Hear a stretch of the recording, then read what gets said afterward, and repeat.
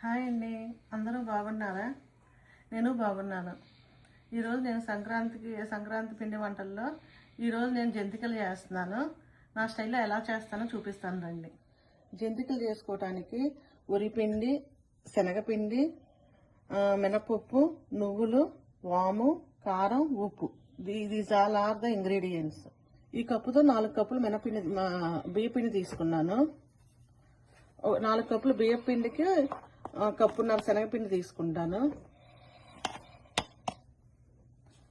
ఇప్పుడు వరిపిండి, శనగపిండిలో నేను ఇప్పుడు వేయించుకుని గ్రైండ్ చేసుకున్న మినపప్పు పౌడర్ని వేస్తున్నాను.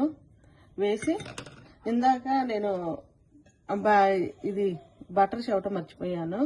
నేను బటర్ కూడా యాడ్ చేస్తాను. కొంచెం నువ్వులు,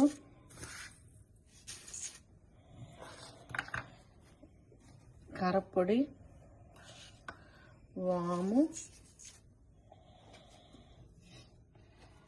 వాటర్లో ఉప్పు కలుపుకొని పిండి కలుపుకుంటే ఉప్పు అన్నిటి అంతా బాగా కలిసిద్ది.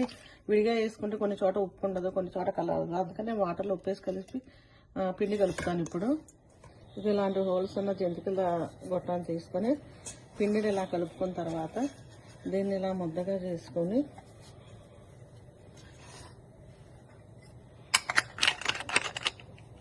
నేను ఫిక్స్ చేసి ఆయిల్ పొయ్యి మీద పెట్టాను.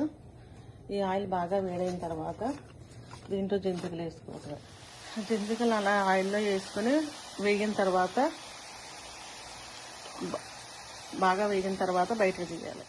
ఇదిగోండి ఫ్రెండ్స్, ఎంతో కమ్మగా ఉండే జంతికలు రెడీ అయినాయి.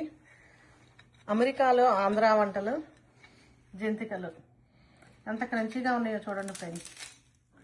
ఏం ఆయిల్ లేదు, ఏం లేదు. గుల్లగా ఎంత బాగా గుల్లగా ఎలా వచ్చినాయో చూడండి మీరే.